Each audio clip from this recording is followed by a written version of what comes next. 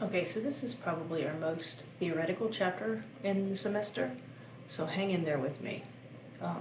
We have to get through some somewhat dense vocabulary, but hopefully I can make it clear. So the two most fundamental concepts underlying inferential statistics are sampling distributions and the central limit theorem. Sampling distributions are distributions of sample statistics, not observations. So far, we have been talking about individual scores in our distribution, making histograms and frequency distributions out of individual scores. Now what I'm talking about is a distribution of sample statistics, for example, the mean, which is what we're going to use for the remainder of this chapter. But it could be a sample statistic such as the median or the mode or the variance, whatever, it doesn't matter. But for the purposes of this chapter, we're going to talk about the mean. I'll go into that in more detail in a minute. And then the central limit theorem allows us to find the probability of getting any specific sample and also to make inferences from samples about populations. So the distribution of sample means is the collection of sample means for all the possible random samples of a particular size n that can be obtained from a population. And a sampling distribution is a distribution of statistics obtained by selecting all the possible samples of a specific size from a population. All right, I'm going to read a section from the textbook on page 196 that will hopefully make this a little bit clearer. If you actually wanted to construct the distribution of sample means, you would first select a random sample of a specific size n from a population, calculate the sample mean, and place that sample mean in a frequency distribution like we did a couple of chapters ago. Then you select another random sample with the same number of scores. Again, you calculate the sample mean and add it to your distribution. You continue selecting samples and calculating means over and over until you have the complete set of all the possible random samples. At this point, your frequency distribution will show the distribution of sample means. Once you've done that, the characteristics of the sample means would be that the sample mean should pile up around the population mean. The pile of sample means should tend to form a normal shaped distribution, and in general, the larger the sample size, the closer the sample means should be to the population mean, mu. For example, here is my group. I have 30 people. I take their IQ, and I take that and I average it. Then I go pull from the same population 30 more people, take their IQ, average it, put it in the sampling distribution. Do it again, over and over and over. When I do that, the sampling distribution should begin to resemble a normal curve. It's the distribution of a statistic across an infinite number of samples. It's a theoretical distribution. We don't actually go do this. But it's a theoretical distribution of the values that a specified statistic of a sample takes on in all of the possible samples of a specific size that can be made from a given population. Okay, so if that's not confusing, let's make it a little more confusing. So the central limit theorem, definition is that for any population with a mean of mu and a standard deviation of sigma, the distribution of sample means for a sample size n will have a mean of mean mu and a standard deviation of sigma over the square root of the sample size, and will approach a normal distribution as n approaches infinity. That is very, very theoretical, and all you need to know is that the larger your sample size, the more likely it is that the sample mean in your sample will be close to the population mean. And because of the central limit theorem, statistics works. All of these statistics that we will do, once we have a sampling distribution of, or our sample size gets large enough, no matter what the original distribution looks like, our sampling distribution of sample means or standard deviations or whatever will approach a normal distribution, so therefore all of the statistics that we will do and learn will work. And I'll show you a simulation. All right, if I click that link in the PowerPoint, it takes me to this page. If I click begin, it takes me to this website. All right, here's my original distribution, which looks normal, right? It's normal. If I chose a uniform, it would look like this. If I chose a skewed, it would look like this. If I choose custom, I could make my own. Let's do a custom distribution. Okay, so here's my parent distribution.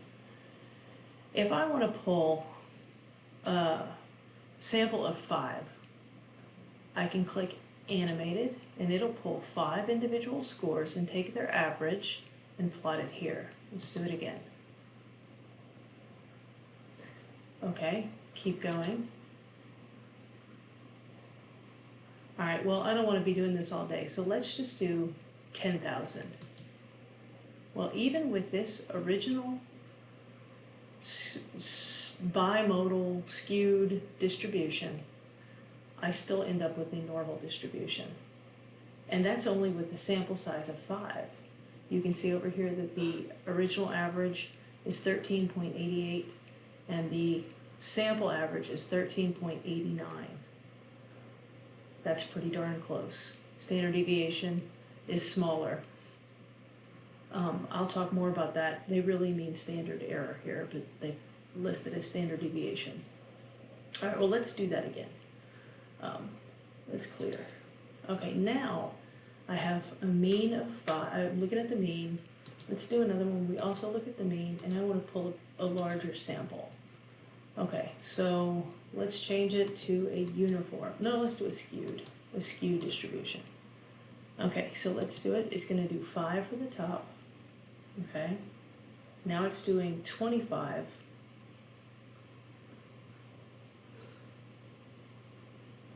Takes a second for the bottom. Let's do it one more time.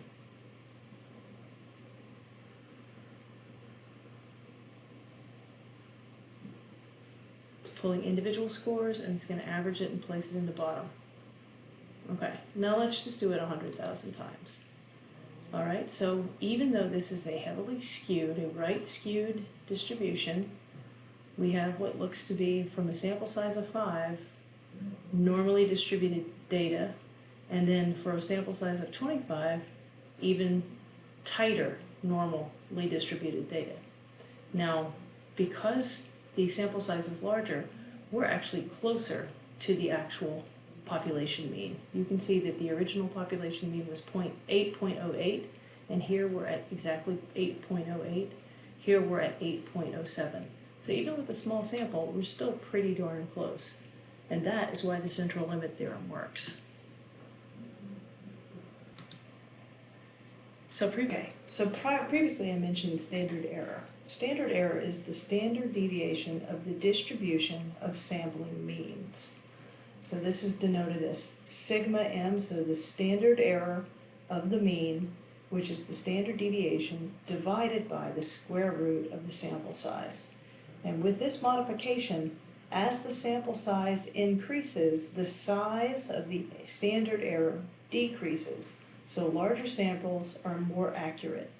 When the sample consists of a single score, the standard error is equal to the standard deviation. This just goes away. So this is equal to this. Okay, the relationship between standard error and sample size. So here we have the number of scores in the sample, right? As we approach 100, you can see that our standard error goes from 10 all the way down to 1. So as our sample size gets larger, our standard error gets smaller. How do they differ, standard error versus standard deviation? The standard error of the mean quantifies how precisely you know the true mean of the population. It takes into account both the value of the standard deviation and the sample size. Standard deviation just quantifies our scatter. It tells how much the values vary from one another, and it does not change predictably as you acquire more data. Just because you get a different sample and it's got more participants does not mean your standard deviation will go down.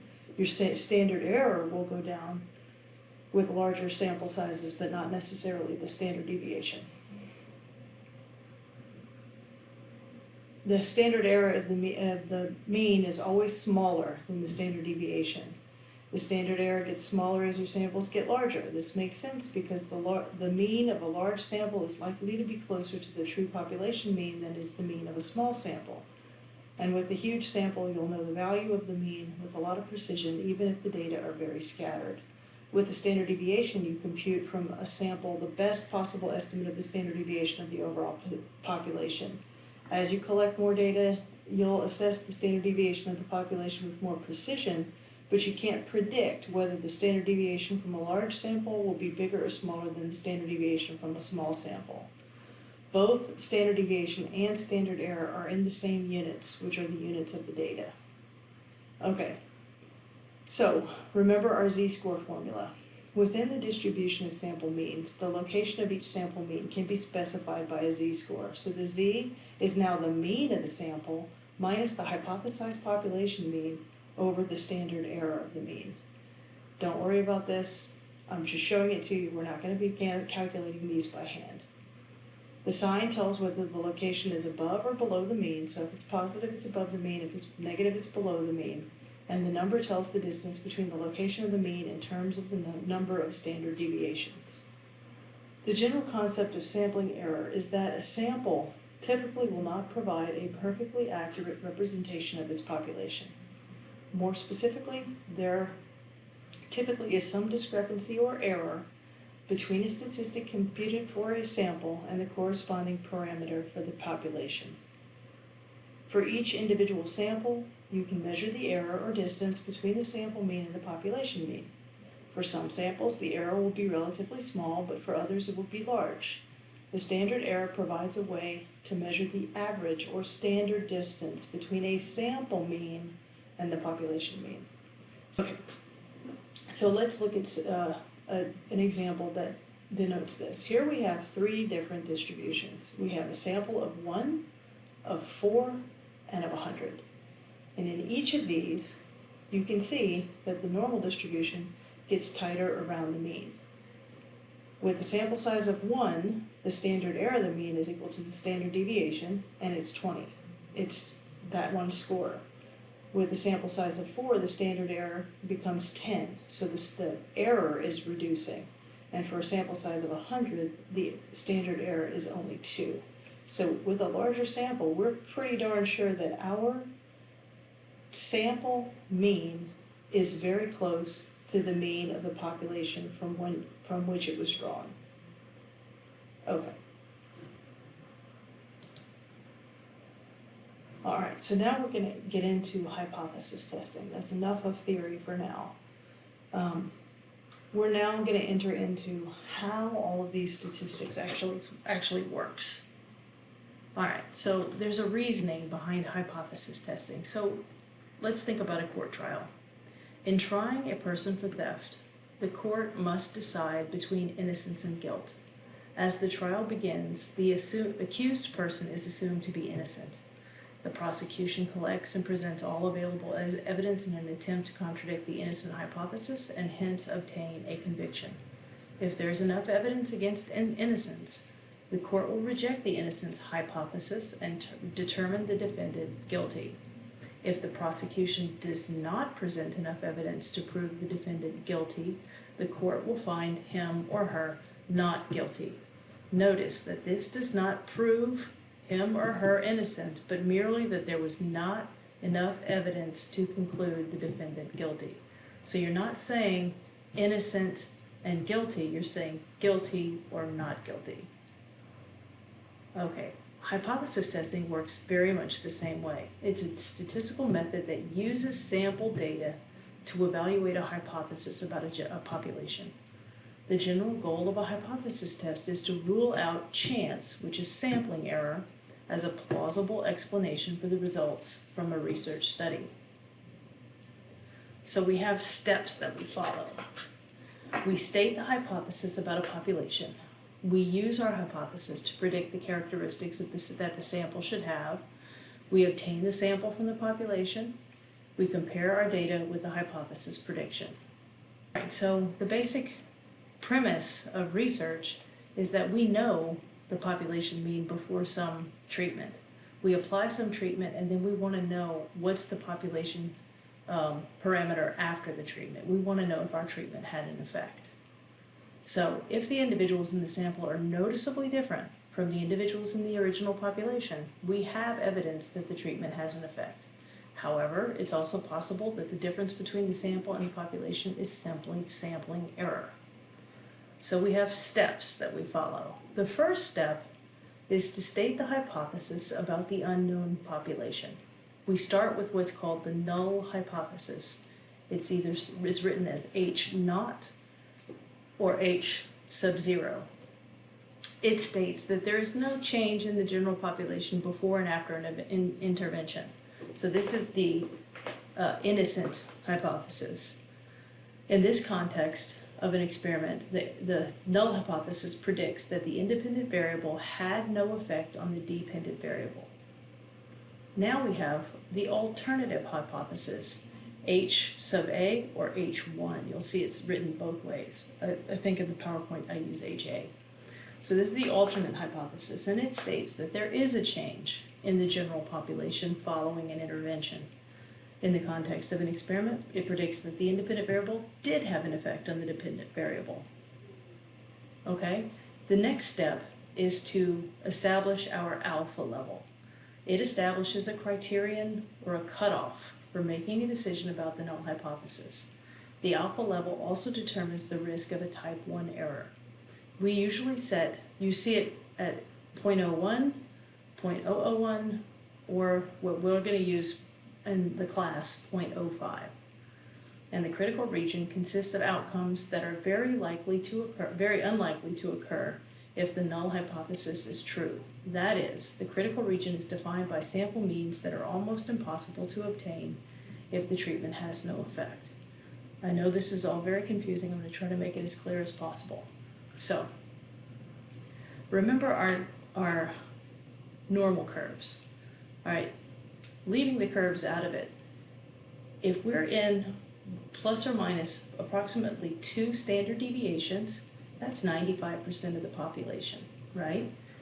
If I'm over here in this end and over here in this end, that's 5%, so that's 0.25% or 2.5% over here, 2.5% over here. Add those together, that's 5%. So if I find a test statistic out in this end or out in this end, I reject the null hypothesis and say there is an effect.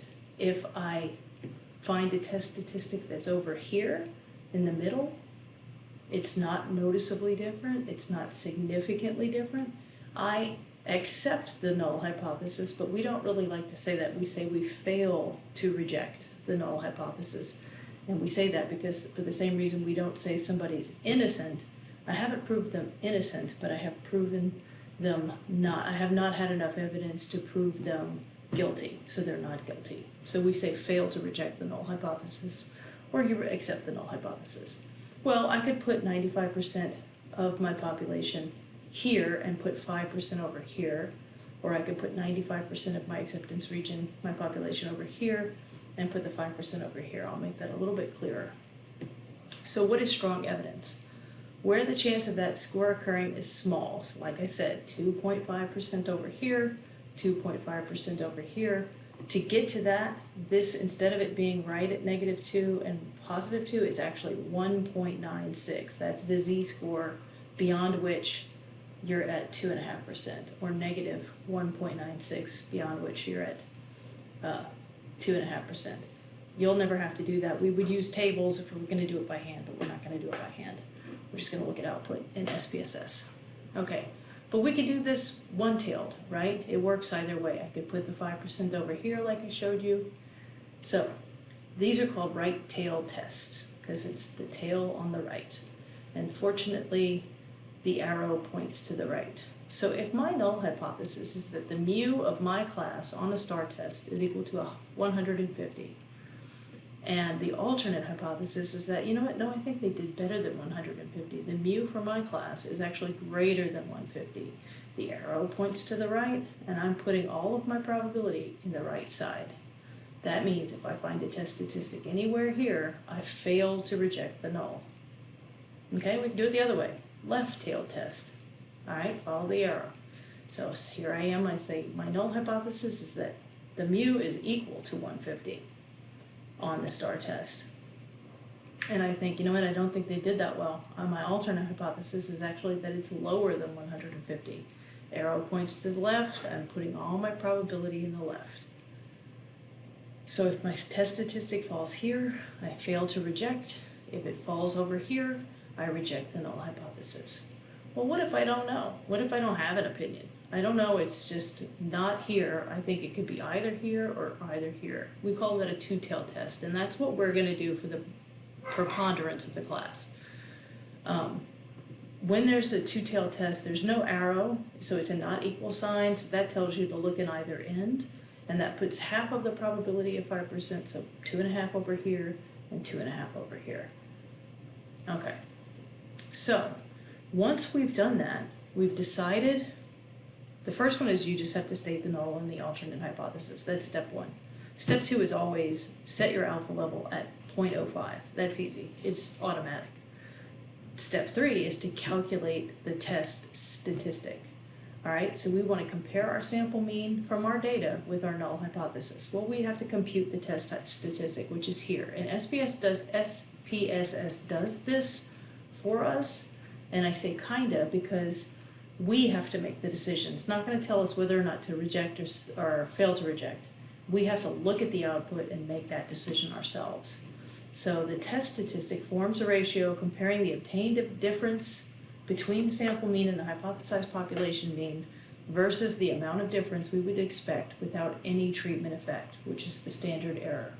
That's a fancy way of saying if it falls here, there's no effect.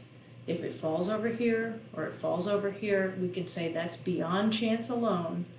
We're out of the range of just it being an error, a standard error plus or minus, and we say there is an effect.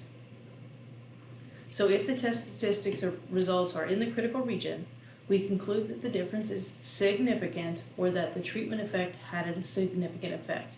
In this case, we would reject the null hypothesis. If the mean difference is not in the critical region, we conclude that the evidence from the sample is not sufficient and the decision is to fail to reject the null hypothesis. With SPSS, we're just going to look at the p-value, which they call sig. So when I say the test statistic, it just simply indicates that the sample data are converted into a single specific statistic that is used to test the hypothesis, which we did with that z-score formula. The computer will do that for us. All right, a couple of other things. We have a possibility of making a type 1 error or a type 2 error. All right, if we reject the null and the null is true, we've made a type 1 error. So if there is no effect, but we say there is one, we've made a type 1 error, which is a false positive. If the null hypothesis is not true, if it's false, and we don't reject it, we made a type 2 error. And this is called a false negative. If the null is false and we reject the null, we made the right decision. If the null is true and we fail to reject the null, we've made the right decision. A good way to remember these false positives and false negatives is to look at this picture. So here we have a man telling another man that he's pregnant. Obviously a false positive. That's a type 1 error. That's the one up in this corner. Here we see a woman telling a woman who's visibly pregnant that she's not pregnant, which is a false negative. That is a type 2 error in this quadrant. Okay, we just have to know these because they have to do with power, and I'll explain that in a second. So, the result is said to be significant or statistically significant if it is very unlikely to occur when the null hypothesis is true. That is, the result is sufficient to reject the null hypothesis. Thus, a treatment has a significant effect if the decision from the hypothesis test is to reject the null. All right, like I said, if it falls in this area, we fail to reject the null. We say no effect. If it's over here or over here, we reject the null, reject the null. So here's a little mnemonic device. If the p is low, then the null must go. So what does that mean? If the p is less than 0.05, then the null must go. What is low? Anything that's less than 0.05. So here's some SPSS output. It looks a little different than this now because of the newer version. But instead of course, in SPSS it would be nice if they just called it p-value, but they don't. They call it sig, two-tailed, because the sig is the significance level. Well, 0.000 is lower than 0.05, so we reject the null hypothesis. So there are some assumptions for a hypothesis test with z-scores. It is assumed that the participants used in the study were randomly selected. Well, that may or may not always be the case, but that's one of the assumptions. The values in the sample must consist of independent observations. So 2 events or observations are independent if the occurrence of the first event has no effect on the probability of the second event, and that they're not connected in any way. There are 2 serious limitations with using a hypothesis test to establish the significance of a treatment effect.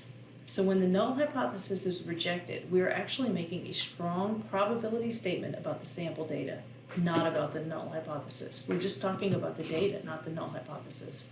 So demonstrating a significant treatment effect does not necessarily indicate a substantial treatment effect. Let me say that again. So demonstrating what we call a significant, so something that's less than 0.05 treatment effect, does not necessarily indicate a substantial treatment effect. So significant and substantial are 2 different words. Just because we have significance does not mean one is better than the other. I'm going to give you an example of that in a second. So the effect size provides the magnitude of a treatment effect, and power is the probability that the test will correctly reject a false null hypothesis. It's the probability that the test will identify a treatment effect if one really exists. So consider this. If I do a study and calculate the test statistic and come up with a p-value of p is equal to 0.03. So let's go back and really look quickly. If I get a 0.03 and you do the same study and you calculate your test statistic and come up with a p-value of p is equal to 0.001. Well, this one is much smaller than that one. We know if the p is low, the null must go. So whose study is better? Yours, right? It has the smaller p-value. Wrong. Okay? And this has to do with the fact that significance does not necessarily mean substantial. So p-values have nothing to do with the magnitude of the effect of the study. A measure of effect size is intended to provide a measurement of the absolute magnitude of a treatment effect, independent of the size of the samples being used. We use this one called Cohen's d, which measures the size of the mean difference in terms of a standard deviation. Cohen's d is equal to the mean difference over standard deviation. And when you interpret it, if you get a Cohen's d of 0.2, the effect is small, 0.5, the effect is medium, and 0.8, the effect is large. Now I know that was a lot of information, and right now just work on absorbing it, maybe watch this video again, but know that we're going to do this so many times, it will all become very rote memory for you.